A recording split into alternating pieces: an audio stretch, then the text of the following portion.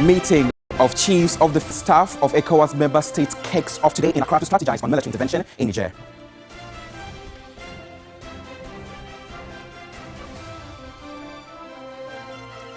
Also in the bulletin, special prosecutor seeks extension to freeze of Sanitation Minister Cecilia Abinadape's accounts at the High Court today.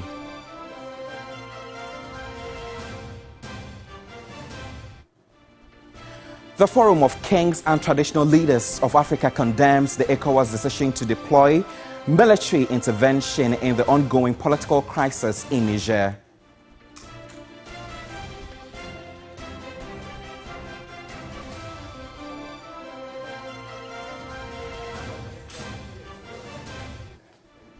A while later on the international front, at least 17 soldiers have been killed in an Islamist militant attack and another 20 wounded in Niger. We have details of these and some other stories coming your way. Stay with us.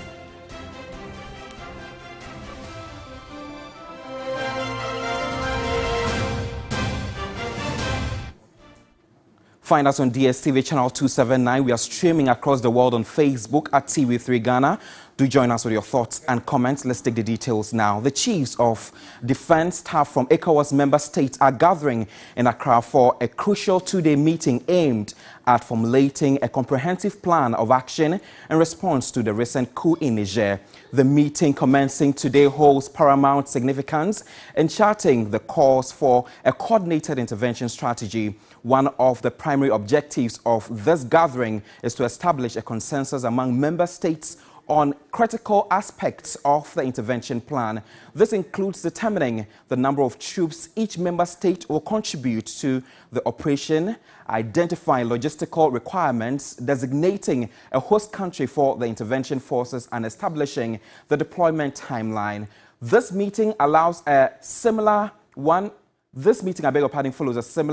Abuja, Nigeria on August 2, where military chiefs discussed strategies to address the Niger crisis. Their engagement in Accra is set to further refine and solidify these plans to effectively address the situation in Niger.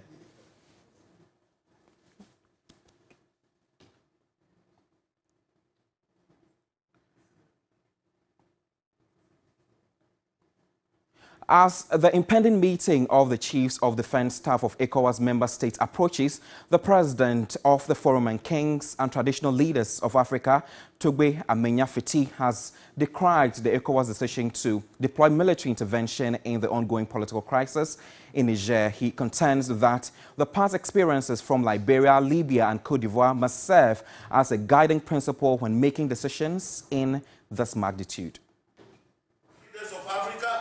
With unwavering commitment to the well-being of our people, we say no to the military interference in Niger and call for a comprehensive and proactive approach to address the conflict.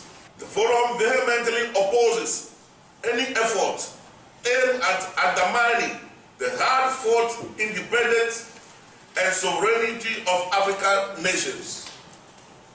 The Forum calls on African political leaders to remain steadfast in upholding the principle of self-determination, accountability, and good governance, thereby safeguarding the interests and well-being of their citizens.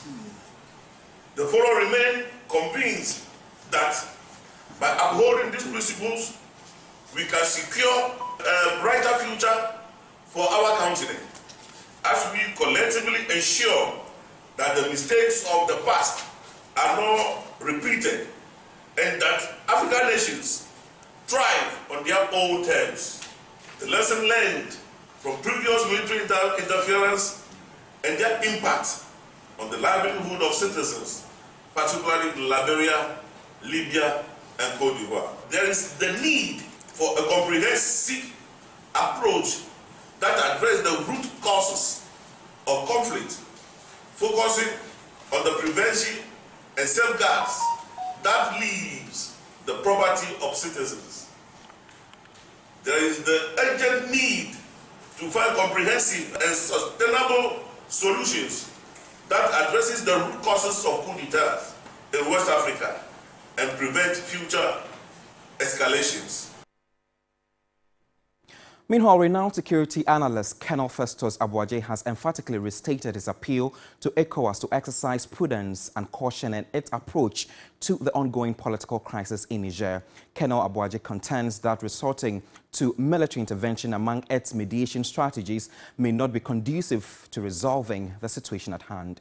The sentiment expressed by Colonel Abuaje was echoed by some Ghanaian residents in Niger.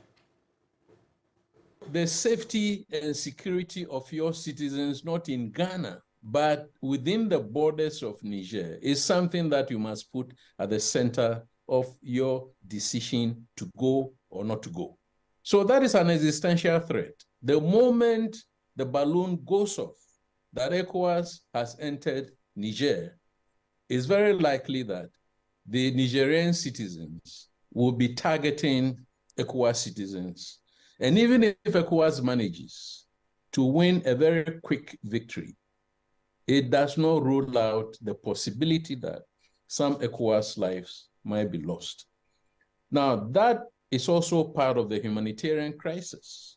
The risk that if the intervention does not achieve a very quick outcome of just unseating the CNSP, the National Council for Safeguarding the Homeland, then it's going to undermine the cohesion or cohesiveness and the capacity and integrity of the armed forces of Niger.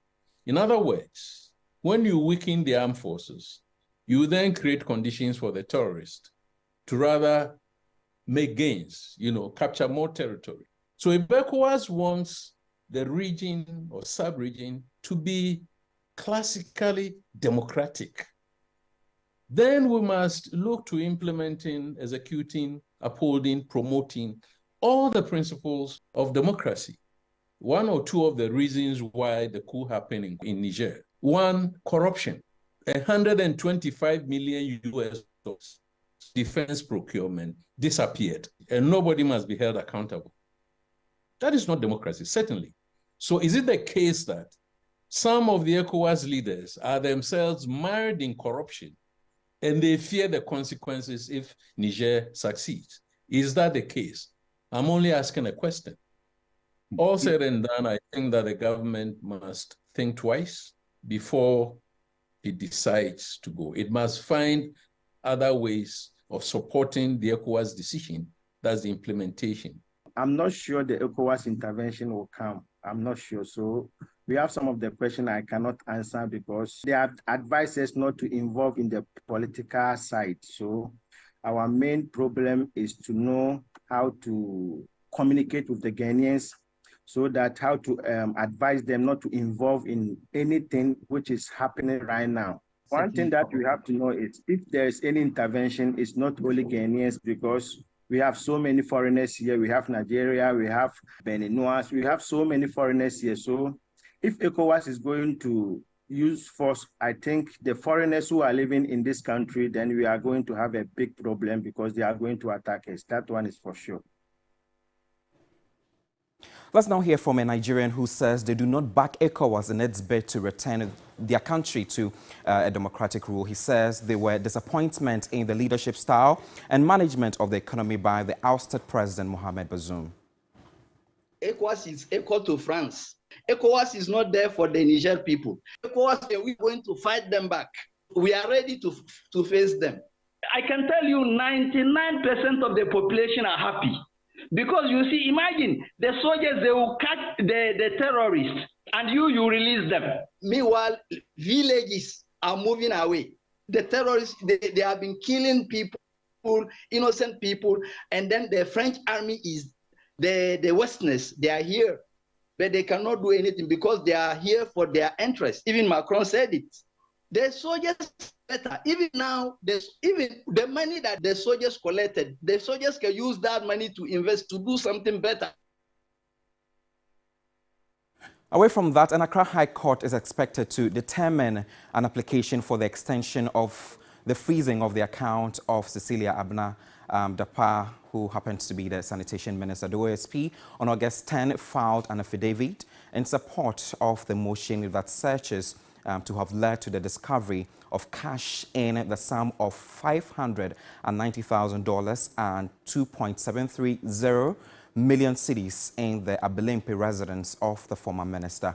The OSP said to facilitate investigations, it considered it necessary for the issuance of a freezing order against the bank accounts and investments of the respondent, which is Cecilia Dapa, at Prudential Bank and Societe Generale Bank, in accordance with Section 38, Clause 1 of Act 959 and Regulation 19, Clause 1 of Legislative Instrument 2374.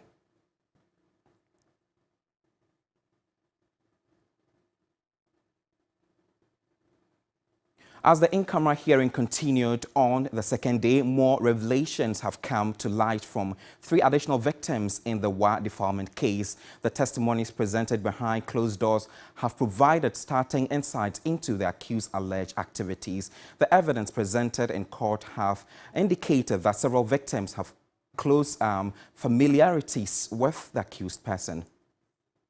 The 3 girls testified, and all of them were cross-examined by the accused person. Remember, the accused person is unrepresented at the moment. Then they testified to the facts. They told the court what the accused did to them, how he did it to them, the modus operandi he deployed in getting them. But underpinning all that was that the accused had enough food to give them, so most of them went for food. Others said that he promised them that he was going to take them to school and ensure that they go through school successfully. We could not bring in the doctors and the investigator because the doctor is not available at the moment.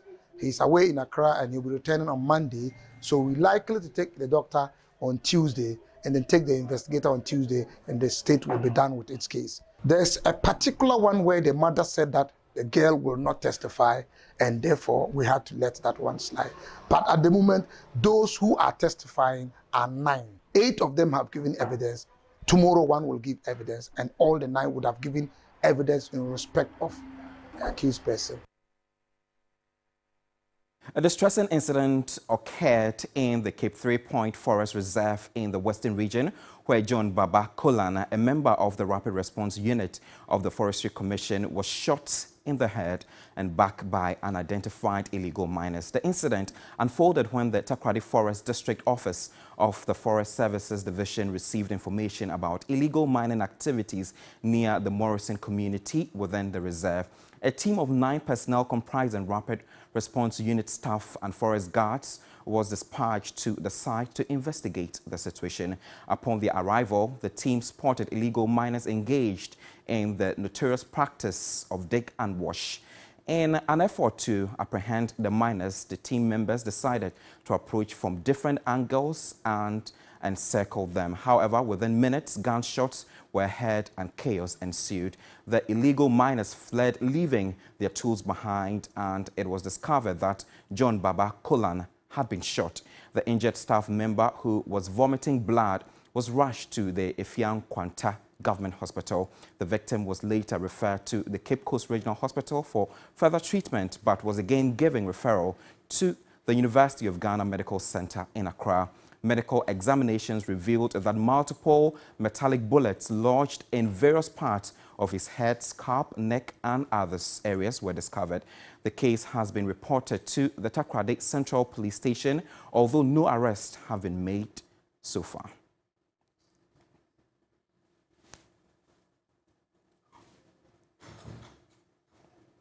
Political science lecturer at the Kumasi Technical University, Professor Smart Sapong, says Kennedy Agyapong has a number of positive attributes that gives him an edge over other candidates in the NPP flag-bearer race. He says those attributes can convince a member of the superdelegates to vote for him in August 26. Level of discipline. And for me, he presents himself as somebody like that. He is philanthropic. That for me is a strength. And you can count many maths and many institutions that have benefited from Honorable Kennedy Agyapong. He is a grassroots man. You can't take that away from him. For me, that is also a strength. You know, sometimes politics is not all about big English or wearing of suits and those things, official activities. Sometimes you need to go down to the bush, to the muddies, And I think he presents himself as somebody like that. I think above all, maybe he's also a legislature, a very long-serving one. Next year, he'll be 24 years in parliament. I think that's also a strength. But what, for me, does the deal is the fact that he has been a successful businessman in an environment like ours when people largely do not care about the success of other person's businesses, attitude, lateness, indiscipline. So if you're able to establish businesses in a terrain like ours and sustain it, grow it, multiply it like he has done, I think he brings that on as a strength. And we hope that he can present himself that to the people so they can accept him. Yes, he is still number 3. On the international front, the National Labour Commission has directed government to implement the Colleges of Education Teachers Association of Ghana's agreed upon conditions of service. The commission further ordered government to issue letters to principals of the 48 public colleges of education indicating payment terms. Our Labour correspondent Daniel Opoku was at the crucial meeting and comes through with the following report, and we will bring you international right after this. Government flouted an earlier directive to the National Labour Commission ruling to pay 7 months arrears to members of the Colleges of Education Teachers Association of Ghana, CETAG, as well as pay 15 leave days and credit 1 month's additional duty allowance into their accounts. The Commission has once again directed the representatives of government to issue letters indicating terms of payment to the principals of the Colleges of Education before asking CETAG to call off its strike. Finance has given release, controller is worked on it. It's going to be part of their salary this month. But there were other outstanding issues which the Commission had given directive which has not been complied with. And that is what the Commission has stated, that it is not happy with the conduct of the complainant. It has given them up to the close of today to issue the letters to the colleges of the principals and of the colleges to implement same and all others. The Commission must have a letter stating the status of implementation. They have been directed to call off the strike upon receipt of the letter. But CETAG says it will not call off its strike until they receive a firm commitment from government. We want to see evidence. If you are telling me what I'm owing you, I'm going to pay it in August. I want evidence to show that, yes, when August salary drops, I will see that payment. And if you are in a way saying that maybe this one will be delayed, let me see what you are saying, and I'll see if I can agree or not. So when we get all these documents, then we also can go back to our constituents. The Commission is asking us to stay our strike for now. Let's do international now. At least 17 soldiers have been killed in an Islamist militant attack and another 20 wounded in Niger. The ambush happened in the Tilibiri region close to the border with Burkina Faso. The military said more than 100 attackers were killed as they escaped the scene. The government statement said the prompt reaction of the military and the air-land response initiated at the scene of clash made it possible to deal with the situation with their enemies. This is the 7th attack on the country's forces since military officers overthrew their government in Niamey 3 weeks ago. Niger's army has cited the jihadist insurgency as a justification for last month's coup.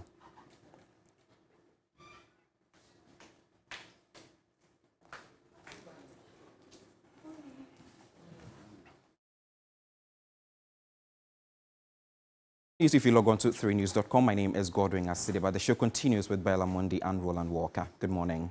Hello. Good morning. How are you? I'm fine, thank you. How are you?